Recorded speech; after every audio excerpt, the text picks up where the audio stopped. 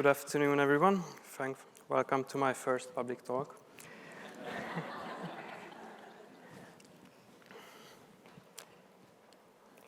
Yep. So I made this map 3 years ago, and I'm really proud of it. See, it's 2019 now, and we hear about environmental crisis upon environmental crisis all the time. And the one question which keeps popping up is, what can I do? You know, I can use an electric car, I can recycle, I can use less palm oil, but there might be ways which are specific to us, ways to have the planet which only you can do, or only I can do. And for me, the son of mathematics and a physics teacher was to become an artist. Kinda. People calling me an artist now, and I'm still getting used to it. See, I started my career working in really boring office jobs in England, working for the British government. And I always felt like I wanted to, and I should do more. I wanted to work for the United Nations, to different NGOs, and go travel the world and help. And luckily, I studied geography and GIS, which is Geographical Information Systems. Basically, I'm working with digital data and aerial photography, satellite images to create maps on a computer. And kind of everybody needs maps. Your local utility companies need maps because they have this huge infrastructure they are managing, and they need to know exactly where the pipelines are. The police needs maps so they can create crime density maps, so they can reschedule their patrol cars to areas which need more. And for example, insurance companies need maps to show risk of hurricane damage or flood damage. Actually, a couple of years ago, when I was freelancing, I worked for a few weeks to an insurance company in Florida, so I might be personally responsible for some of your insurance premiums. Sorry. So after a year in cubicles in England, I decided that it might be a good idea to move to a tiny Caribbean island called St. Eustatius. And this was the first time I offered my map-making skills to an NGO, and it was an archaeologist NGO, the St. Eustatius Center for Archaeological Research. And one of the first maps I made for them was about the seafloor. And they needed a 3D elevation model of the seafloor, which they mapped with the LiDAR and the sonar, and they needed a new color scheme so they can identify underwater features and potential dive sites. So you might be seeing a theme here. I kind of left colorful stuff, so that's the color scheme I came up with. The second project I worked for was about finding and mapping old forts and batteries on this island. And the problem here was that for quite a few of them, we basically had no idea where they were. We had to go by local knowledge and old documents. But for some of them, it was quite obvious because there were signs and all. But for others, it was much harder. Two things I learned during this project is archaeologists love cannons, like unnaturally. They would marry a cannon if they could. Is it legal to marry a cannon in Florida? Because I see it. Florida man marries cannon. Sounds legit. And the second thing I learned on this project is that's not how you use a 400-year-old cannon. Well, how should I know? This is one of the maps I came up with. The orange points are all the forts we could identify. The blue ones we couldn't find. And the green and brownish areas, the green areas are the areas which are visible from Fort Panga, and the brown areas which are not. And this is a map showing all the areas visible from the identified forts. And we needed to make this map because we were trying to find out how some historical events happened. For example, there was one time when actually the island changed hands 21 times between the Dutch, the French, and the British. And there was one time the French managed to conquer the island from the French from the Dutch, sorry, and without a single fight, because they just managed to appear with their army behind the back of the main fort. And the Dutch were having all their cannons facing the ocean. So we managed to reconstruct that actually there are some valleys up north, and then they went to land up north, And then they went at night in these valleys and just surprised the Dutch, while a few drunk guards also helped. And continuing the theme, even when I was back there in 2015, I already started feeling like maybe an elevation map should look like this, so why not? And also when I'm on these volunteering trips, I try to involve myself with as many NGOs as possible. So I spent a few days trying to save some local lizards, big and small. Oh, I know, right? And when I go to these trips, I try to help, learn, and enjoy. And it's quite easy to enjoy in the Caribbean. The second trip I had in 2015 was absolutely the best of my life and my biggest dream since I was 12. Coming from a landlocked country, I always wanted to work with whales. So I had the opportunity to move to Southeast Alaska for the summer and volunteer for Alaska Whale Foundation. And when I'm on these trips, I have my own projects, I make maps, but I always try to learn as much as possible. So I go out to the water with them, I learn how to drive the boats, how to take photo IDs from these whales, how to use the underwater microphones, the hydrophones. And we had 3 main projects. One was working with humpback whales who had a conflict with the salmon hatchery because they were eating all the salmon. We were working with sperm whales who were eating all the blackcod from the blackcod fishery. And the sea otters who were, yeah, cute, right? Who were eating all the Dungeness crabs. And this is one of my own projects. Basically, the scientists went out for 3 years between 2006 and 2008 with 2 boats. And one boat was towing a sonar very slowly. And with this sonar, they were looking for krill, one of the main food source for humpback whales. And from the other boat, you had observers. And the observers were noting every single sighting of a whale and its behavior, time, and coordinate. So taking all this data from the surveys, I could create these basically food maps. So the blue shows not too many krill and the yellowish-orange areas, so really an abundance of krill. And then we could overlay it with the whale sightings. And you could see that they had like 50 different surveys. And you could really see that during the season, for example, the krill were moving up north to even colder waters, and the whales were following them. We could see interesting behavior, for example, like in the beginning of the season. There were quite a lot of times when the whales were just swimming through these really dense food areas, like, no guys, I'm good, I'm full. But by the end of the season, when the food was really much more scarce, they were putting in much more effort to feed. When I went back in 2018 for a second season, one of my biggest projects was creating a database, a GIS database for Alaska Whale Foundation. And being that this is Alaska and rural Alaska, one of the amazing new features of this database was that it was offline. Because it had to be offline, because most of the time there are no roads, there's no nothing, there's hardly any cell phone reception or internet, so you basically have to have all your data before you start your project. One day I started downloading a satellite image and the time remaining said 4 years, so it might be still running. This is also one of the maps I made for them. It's basically showing our survey locations when we were looking for bobbinet fielding humpback whales, and also the blue areas are the visible areas from our survey locations. And we stopped at every single point with a hydrophone, listening to the whales. Going on in these surveys in these really remote areas has its challenges. For example, we had this small boat and a slightly bigger one which slept 3 people, but it was the 6 of us going on a boat because we needed 6 people to make these surveys. So we came up with this horrendous structure we were sleeping under, and all I can say, it was dry, mostly. So from the second survey, we went full steam. Okay, let's learn how to camp on the ocean, on the open water. So that's what we came up with, basically camping on the ocean and feeling every single wave. I really didn't like the big cruise ships because I was feeling like, okay, I'm going to fall down.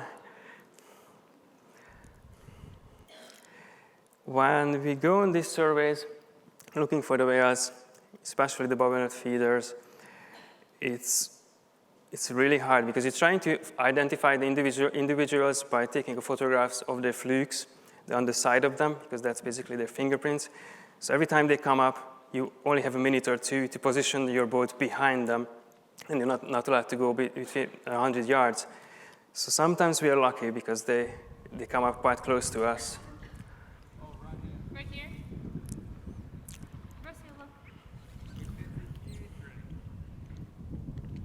All right, guys, come on up.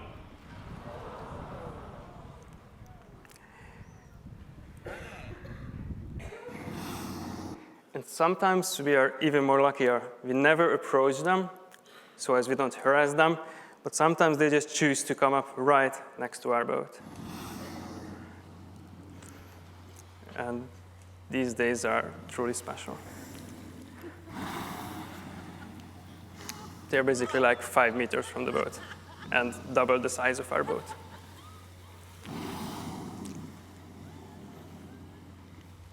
Okay. I think we are close enough. Not freaking out at all. So that's how you ID them. You see it on the side. You might have heard what the girl asked at the end, like, did you manage to get an ID on that one? So it's an amazing moment, but we're still working. And that's, you've seen the lunge in the first video when they come up cooperatively. And this is a technique how they use for eating herrings.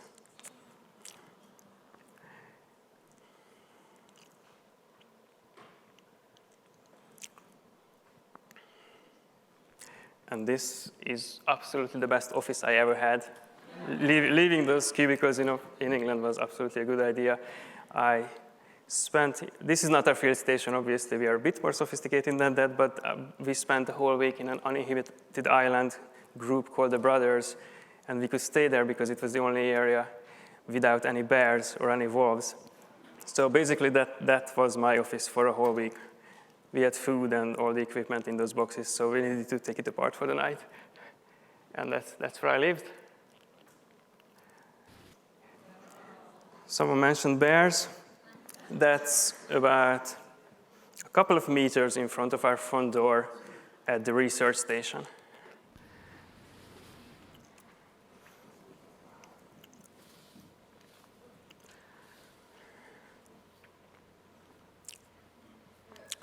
Just having some berries. He gets startled by camera.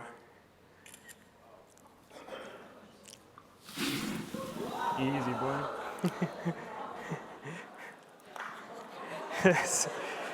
I went back inside quite quickly. It's just the best place in the world. I think I have to move this slide quite quickly because you won't be able to pay attention to what I say. They're just too cute.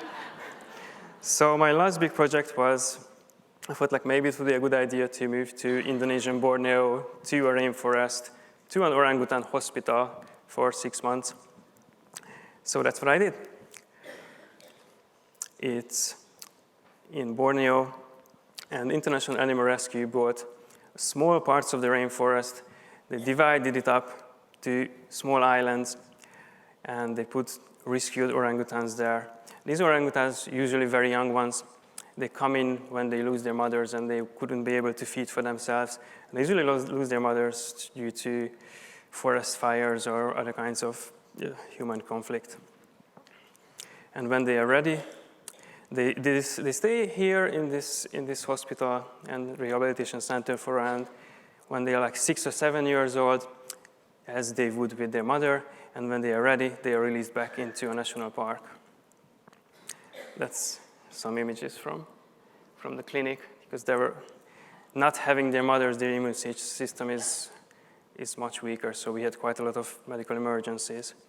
And this is one of our field stations in the very deep of the national park, and our rangers live here, and they monitor the orangutans who have already been released back into the forest, because they have GPS collars, so we want to know, like, if they are looking for human contact again, are they going back to the villages, or are they truly independent?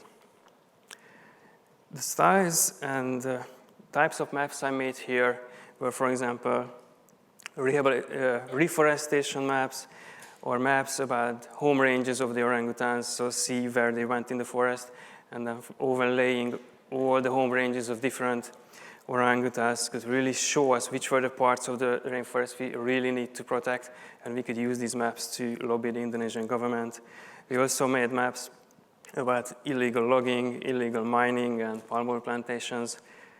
And it's quite a tough work when then the Indonesian government decides to sell the national park to a logging company. But that's corruption for you. If you've ever been to the tropics or lived in the tropics, the first image is a line of ants on my wall, and they never broke that line for 6 months. So I have to keep feeding them so they don't come and eat my clothes. But I have to go deep into the rainforest for 5 days. So when I got back to the station, they actually moved into my laptop a whole new colony with a queen and all. So I had to gently ask them to leave. My latest adventure started 3 years ago when I was volunteering in Portugal. And the organization wasn't very professional, so I had a lot of free time on my hand. So I started working on some of my hobby projects, maps I had in my mind, but I never had time to finish. And this was one of the first maps I finished, a new map style for rivers. This is showing watersheds or river basins.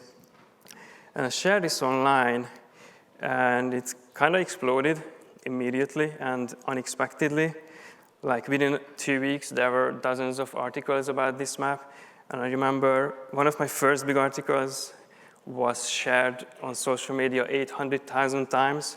So I was like, okay, tiny bit humbling. It might be some food for thought. So ever since then, I'm trying to combine my passion for artistic maps with my passion for working for and helping NGOs and trying to have a positive effect on the world. And I feel that now I will show some maps later, but I have a body of work that really connects with people. I got a lot of messages from people saying how they enjoyed my work or how it reminded them to the streams they went fishing to with their father, that river they grew up next to.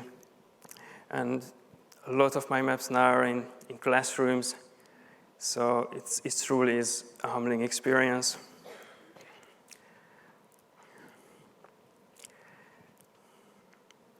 And I try to give my maps. So I try to make a living from this now, but I also give my maps to NGOs. And for example, I had some of my maps auctioned at a Standing Rock for a fundraiser. I give my maps to a poets auction. And they used my maps in Australia for an Aboriginal healing ceremony where they printed the Australia River map on their T-shirts. And it truly is humbling. And that's my second new map style, some forest maps which were inspired by my time in Indonesia. And actually, I just finished my new map style, and this is the first time I'm going to show it publicly. And I tried to rethink some elevation maps, so I tried to go really, really colorful again. I really think that maps should be scientific and accurate, but they also could be fun and wow. And that's my new style. And I also made some population density maps recently. The aim was really to make it look like a star map, and if you're looking at like stars and nebulas. Geez, India, calm down. And this 3 years, it's been absolutely fantastic. Just knowing that there are thousands of people all around the world who have my work in their houses. And there are articles in Swedish about whatever. Actually, it's about neocolonialism.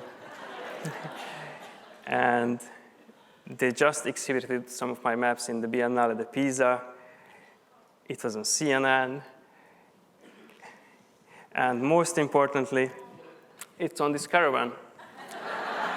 These people have been saving for years to buy this. And the one and only artwork they decided to put on it is my work. And that's absolutely fantastic feeling for an artist who's actually just getting used to being called an artist. For next year, I plan to take some time off, and I would really like to volunteer for an NGO again. I would like to go up north above the Arctic Circle and just create some maps about glaciers because they are rapidly